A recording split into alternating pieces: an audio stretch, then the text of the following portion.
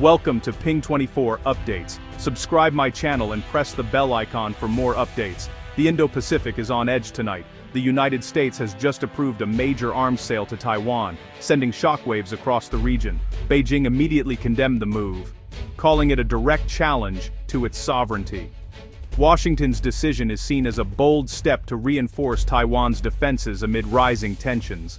This comes as China and Japan face off over maritime disputes, with standoffs in the East China Sea becoming routine. For Japan, a secure Taiwan is a crucial buffer against China's expanding naval ambitions, but the arms deal also raises the risk of a broader conflict that could draw in other regional powers. U.S. officials argue the sale is necessary for Taiwan's self-defense, fulfilling obligations under the Taiwan Relations Act. Beijing, meanwhile, accuses the U.S. of destabilizing the region and preparing for confrontation. For Taiwan's 24 million people, the deal brings both reassurance and anxiety, security, but also a reminder of the ever-present threat. The timing is critical. Global supply chains remain fragile, and the world economy is still recovering. Any conflict in the Taiwan Strait would have catastrophic global consequences, disrupting shipping and crippling the tech sector. This arms deal is more than a military transaction. It's a geopolitical event with far-reaching implications. Every nation in the region is now recalibrating its strategy in response. The stakes are high, and the world is watching closely. The U.S. move signals a new phase in the contest for influence in the Indo-Pacific. The balance of power is shifting, and the consequences will be felt far beyond the Taiwan Strait. The next moves by Washington, Beijing, and Taipei will shape the region's future. What's actually in this arms package? The deal, worth billions, includes advanced anti-ship missiles and mobile air defense systems, tools designed to make any invasion by China costly and difficult. Taiwan will also receive upgrades for its F-16 fighter jets, new radar, and advanced communications gear. The focus is on interoperability, ensuring Taiwan's forces can work seamlessly with the U.S. in a crisis. Training and logistical support are key. Weapons are only as effective as the people operating them. The timing responds directly to China's increased military pressure, with PLA warplanes crossing the Taiwan Strait's median line almost daily. The U.S. aims to reset the balance, giving Taiwan the means to deter an attack before it starts.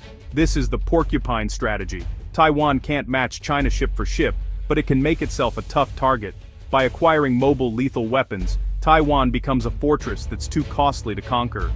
The goal isn't to win a long war, but to make the price of invasion unacceptably high for Beijing. This package is about deterrence, not provocation. It's a calculated move to keep the peace by raising the stakes for any aggressor.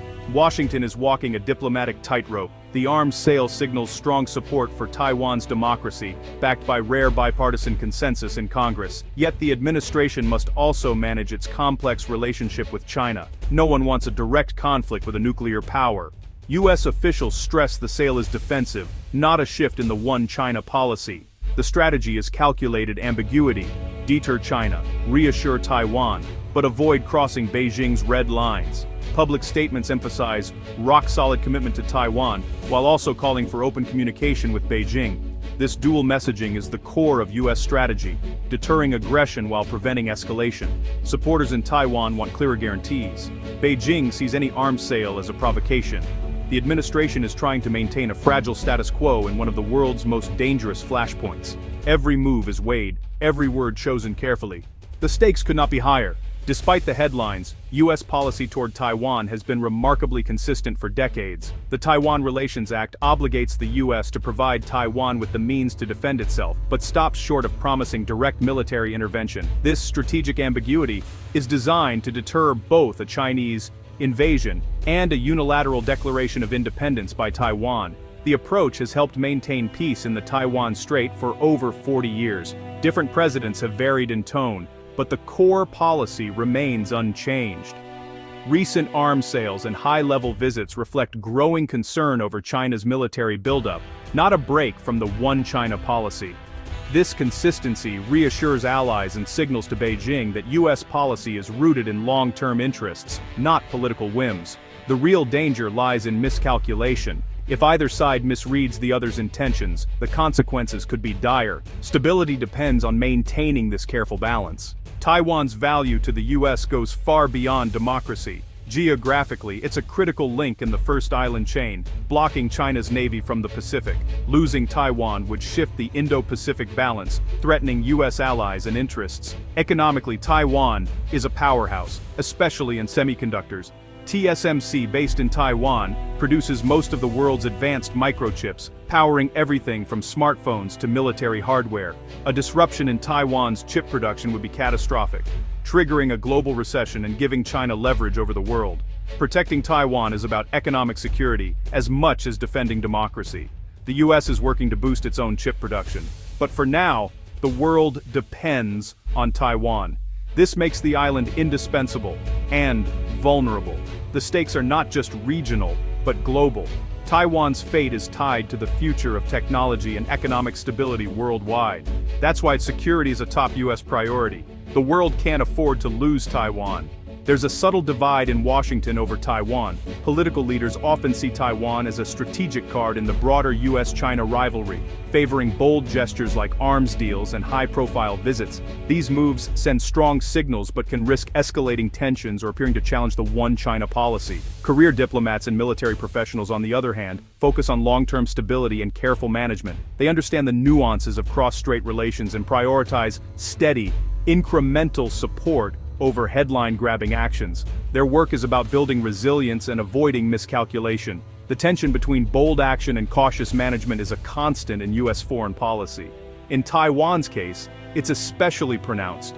Both approaches shape the US-Taiwan relationship, but it's the professionals who handle the day-to-day realities.